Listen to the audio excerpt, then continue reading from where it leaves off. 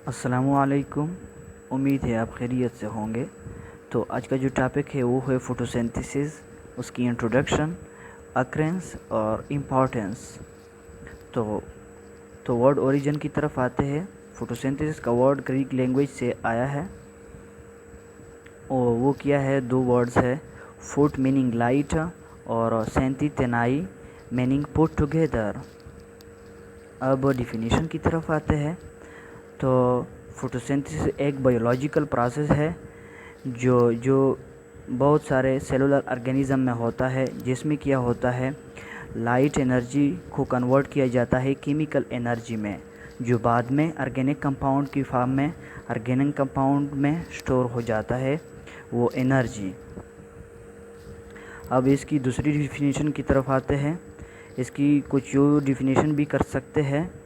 तो ये वो प्रोसेस है जो ग्रीन प्लांट्स में होता है या कुछ अदर ऑर्गेनिज्म में भी होता है, जिसमें क्या होता है, जो सनलाइट होता है वो ये प्लांट्स और अदर ऑर्गेनिज्म यूज़ करते हैं।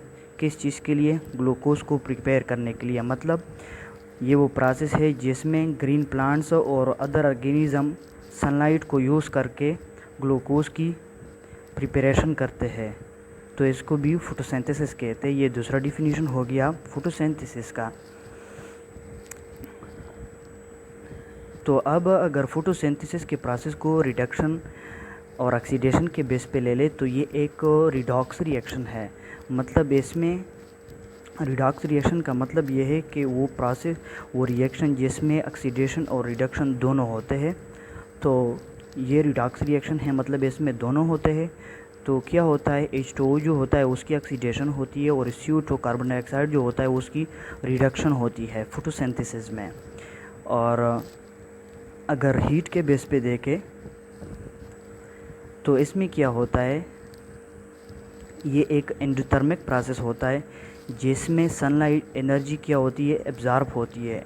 जिसमें सनलाइट की एनर्जी जो होती है वो एब्ज़ॉर्ब होती है। तो इस वजह से एंडोथर्मिक वो प्रोसेस होता है जिसमें एनर्जी एब्ज़ॉर्ब होती है।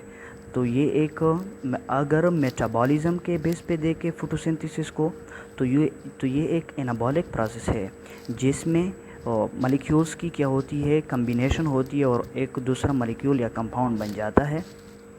तो इसमें सिंथेसिस ऑफ कंपाउंड होती है। एनाबॉलिक वो प्रोसेस होता है जिसमें कंपाउंड्स की सिंथेसिस होती है। तो फोटोसिंथेसिस में ग्लूकोज की, कार्बोहाइड्रेट्स की सिंथेसिस होती है। इस वजह से ये एक एनाबॉलिक प्रोसेस है। अब फोटोसिंथेसिस के ओवरऑल रिएक्शन को देखते हैं। तो इसमें रिएक्टेंट्स 6 मॉलिक्यूल कार्बन डाइऑक्साइड के और 12 मॉलिक्यूल वाटर के एज रिएक्टेंट इस्तेमाल होते हैं सनलाइट और क्लोरोफिल की मौजूदगी में।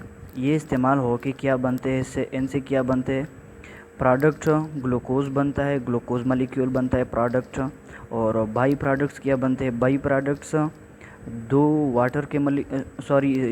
वाटर के मॉलिक्यूल और 6 ऑक्सीजन के मॉलिक्यूल बन जाते हैं।